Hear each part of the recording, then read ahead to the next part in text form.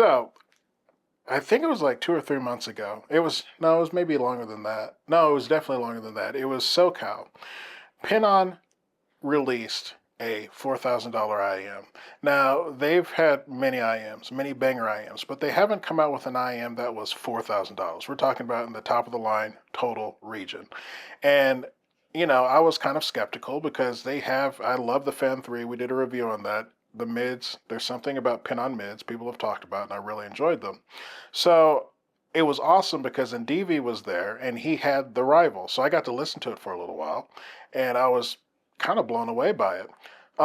So luckily, I have his copy of The Rival to do a review on, and that's what we're going to talk about today, the Penon Rival. So today we do not have an unboxing since these are MDV's personal set, but I will give you the information. So the Penon Rival is a $4,000 IM.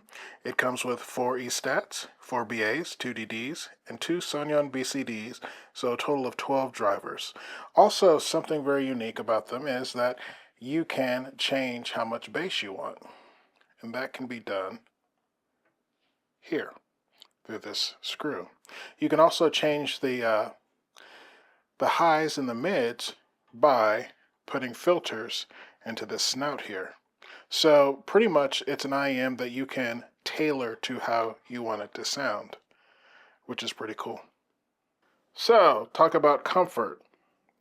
The Rival is, I would say, medium to large in size. It's a nice size IM. You can see the inside, which is cool. It's like a smoke gray. Then the outside you see the little red sparkly, which is kind of understated. At first I was kind of like, man, it's a total IM and it should be a little bit more, maybe not too showy, but different, but it's actually grown on me.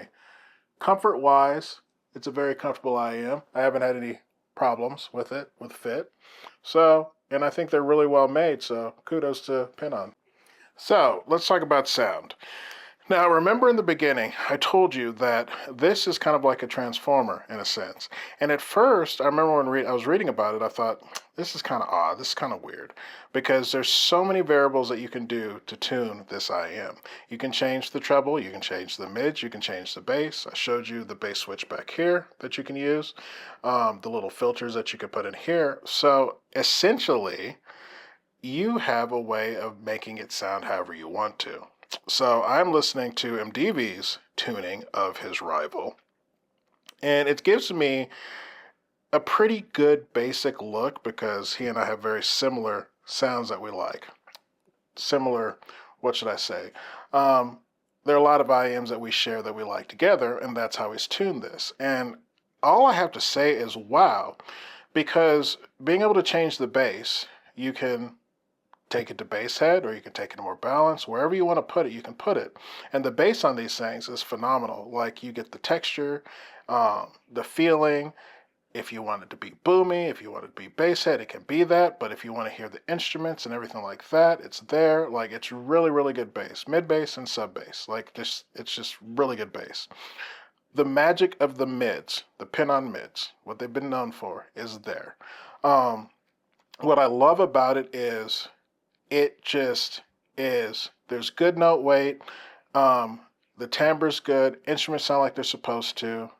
When you hear a cello, it sounds great. When you hear a guitar, it sounds great. Voices are sublime. They're just awesome. Male and female voices, they just sound really, really good. The other thing that's kind of mind-blowing, though, is also the treble.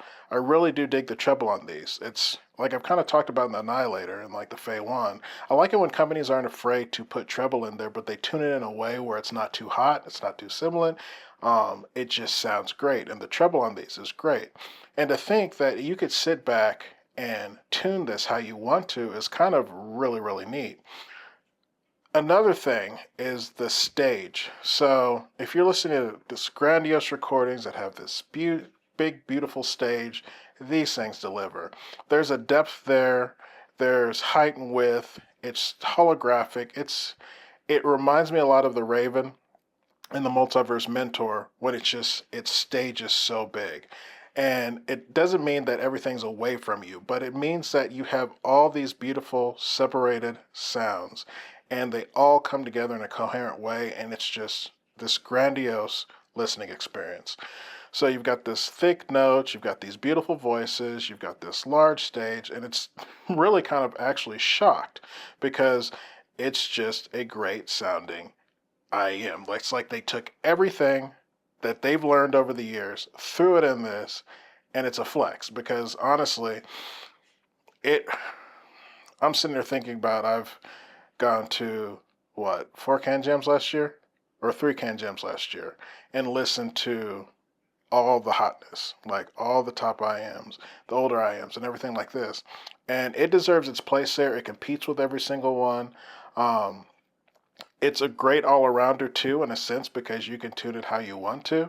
So when I was listening to Polyphia, playing God, Senkato, Billie Eilish, it runs a gamut. I listened to Michael League with Bill Lawrence by himself, um, Snarky Puppy. Like, it's just awesome. So to wrap this up, I'm really truly impressed because it's such a coherent, awesome listen. And the fact that you can tune everything the way you want it to tune is pretty impressive. Like I'm scared kind of the little filters that you put in the nozzle because it's so small. But man, if you can get your perfect tuning on this, it matches and keeps up with everything. So kudos to Penon on making a pretty cool IM. So is Arrival worth it? Again, it's a total, so it's $4,000. But I feel it alone by itself has phenomenal sound, but that you can actually tune it the way you want it to sound takes it to a whole nother level. And I think for it's just being able to do that and just tweaking it over time, maybe you want another signature, you want it to sound like this, you want it to sound like that. I think that's kind of pays for itself in a sense, especially if you just don't want to buy a bunch of IEMs, but you want to have one that you can have for years to come. I think that's what makes the Rival kind of special. So yeah, I would definitely think it's a buy if your budget can fit it and you're looking for something that you can buy and then forget the rest. If you have any questions or comments, feel free to leave a message and I'll talk to you next time.